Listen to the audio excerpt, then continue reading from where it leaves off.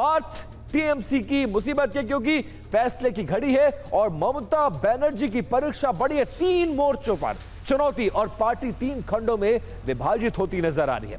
तृणमूल कांग्रेस अब सिर्फ एक पार्टी नहीं बल्कि एक ऐसा संगठन है जिस पर कब्जे की जंग चल रही है।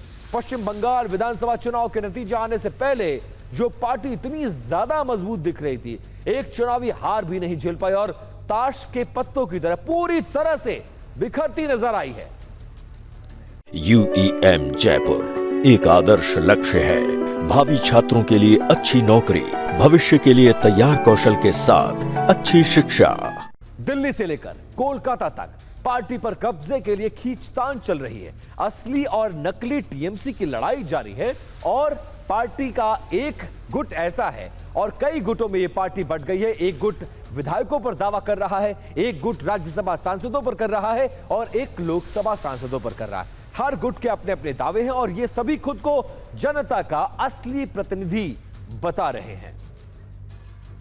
अब दिल्ली से लेकर कोलकाता तक इस मुद्दे पर बवाल मचा हुआ है और टीएमसी 3 टुकड़ों में बटी हुई नजर आ रही है, जिसका जिक्र मैंने थोड़ी देर पहले किया है। पहला गुट कौन है? काकोली घोष को तो आप जानते ही होंगे, जो बगावत करके इस पूरे मामले में आ चुकी है। इन 3 चेहरों को देखिए, पहला चेहरा काकोली घोष, दूसरा चेहरा ऋतुपत बनर्जी और तीसरा ममता बनर्जी। अब ममता से टूटकर अब अलग पार्टी बना दी गई है, जो 3 फाड़ होने वाली बात कही गई है। इसमें काकोली घोष के पास 20 से ज्यादा बागी सांसद हैं, एनडीए के करीब जाने के संकेत हैं और इस पूरे मामले में एनसीपीआई नाम की पार्टी का भी नाम आ रहा है। खुद को काकोली घोष के द्वारा टीएमसी को असली पार्टी बताया गया है। ऋतुपत बनर्जी भी वही बात कह रहे हैं और ममता बनर्जी तो इस पार्टी की अध्यक्ष हैं। टीएमसी के सिंबल और संपत्ति पर भी दावा होने की बात कही जा रही है। मतलब आगे दिक्कतें बढ़ सकती हैं। विधानसभा में बीजेपी का विरोध ये पार्टी करती नजर आई थी, लेकिन अब खेल बदल गया है। टीएमसी के कैडर के बीच अब भी बहुत ज्यादा ये नेता लोकप्रिय हैं, लेकिन ममता बनर्जी अब भी ताकतवर हैं। उनको बिल्कुल कमजोर नहीं समझा जाएगा। सांसद विधायक छोड़ गए, लेकिन संगठन पे ममता बनर्जी की पकड़ है। ज्यादातर सांसद और विधायक ने ममता बनर्जी का साथ छोड़ दिया है। अब इस पूरे मामले में जो जानकारियां सामने आ रही हैं, उसमें ममता कमजोर होती नजर पड़ रही है, लेकिन संगठन पर उनका कब्जा अब भी बरकरार है। अब टीएमसी के 20 बागी सांसदों ने सदन में बैठने के लिए अलग व्यवस्था की मांग कर दी है स्पीकर से। स्पीकर से इस मुद्दे पर उन्होंने बातचीत भी की है, मुलाकात भी की है। उन्होंने एनसीपीआई में प्रस्तावित विलय के बाद अलग गुट के रूप में मान्यता देने की मांग की है। इस मुद्दे पर कोई भी फैसला लेने से पहले स्पीकर ओम बिरला ने अभिषेक बनर्जी को अपना पक्ष रखने के लिए लेटर लिखा है। लोकसभा स्पीकर के दफ्तर से कल यानी 15 जून को दोपहर 2 बजे अभिषेक बनर्जी को ईमेल किया गया और 4 बजे मिलने का समय दिया गया। जिस वक्त अभिषेक बनर्जी को मेल आया, उस वक्त ईडी उनसे पूछताछ कर रही थी और उनके पास ना तो अपना फोन था और ना ही ईमेल तक कोई पहुंच या एक्सेस करने का रास्ता।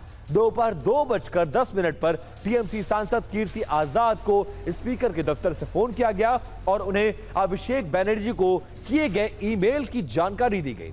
इसके बाद कीर्ति आजाद ने लोकसभा स्पीकर को मेल किया और अपना पक्ष रखने के लिए वक्त मांगा है। अब ममता बनर्जी ने भवानीपुर विधानसभा सीट के चुनाव रिजल्ट को कोलकाता हाईकोर्ट में चुनौती दे दी है। उन्होंने अपनी याचिका में कोर्ट से चुनाव नतीजों की वैधता पर विचार करने की मांग की है। भवानीपुर सीट पर शुभेंदु अधिकारी ने ममता बनर्जी को 15,000 से ज्यादा वोटों से हराया था। यह सीट पहले ममता बनर्जी के पास थी। उन्होंने इस सीट पर काउंटिंग के दौरान अनियमितताओं का आरोप लगाया था। ममता बनर्जी कलकत्ता हाईकोर्ट में खुद याचिका दायर करने पहुंची और पश्चिम बंगाल विधानसभा चुनाव का रिजल्ट 4 मई को आया था। चुनाव में बीजेपी को बम्पर जीत मिली और पहली बार राज्य में बीजेपी की सरकार बनी। अब टीएमसी पर कब्जे की जंग चल रही है। किन चीजों को लेकर संसद से लेकर विधानसभा तक लड़ाई चल रही है, यह भी आपको ग्राफिक्स के जरिए समझाते हैं। टीएमसी का नेतृत्व किसके पास होगा, इसको लेकर बवाल मचा हुआ है। पार्टी किसके नियंत्रण में रहेगी, इसको लेकर भी झगड़ा है। पार्टी सिंबल को लेकर भी झगड़ा चल रहा है। संगठन पर किसका कब्जा होगा, यह लड़ाई भी जारी है। पार्टी के एसेट्स और अधिकार पर भी झगड़े की बात सामने आ रही है। अब टीएमसी के 20 बागी सांसद जिस एनसीपीआई में गए हैं, उस पार्टी में एक अलग लड़ाई शुरू हो गई है। एनसीपीआई के सचिव शांतनु डे का कहना है कि इस बारे में उनसे कोई बात नहीं की गई। उन्होंने टीवी9 भारतवर्ष से बातचीत में और भी कई मुद्दों पर अपना पक्ष रखा है। वो बातचीत सुनिए। ये 20 सांसद जो आ रहे हैं और जो प्रेसिडेंट खुद को बोल रहे हैं, उनको ये सोचना चाहिए था, मेरे से बातचीत करना चाहिए था, मगर कोई मेरे से कोई बात नहीं किया। अपने आप में सब सुलह परामर्श कर लिया, सुलह कर लिया, करके स्टार्ट कर दिया। ये गलत है। ये तो जैसे ममता का एक कंपनी जैसे हो गया था, पार्टी सिर्फ ममता और अभिषेक का चलता था। यहाँ पर भी तो सेम ही हो रहा है ना, हस्बैंड वाइफ मिलकर सब डिसीजन ले रहा है।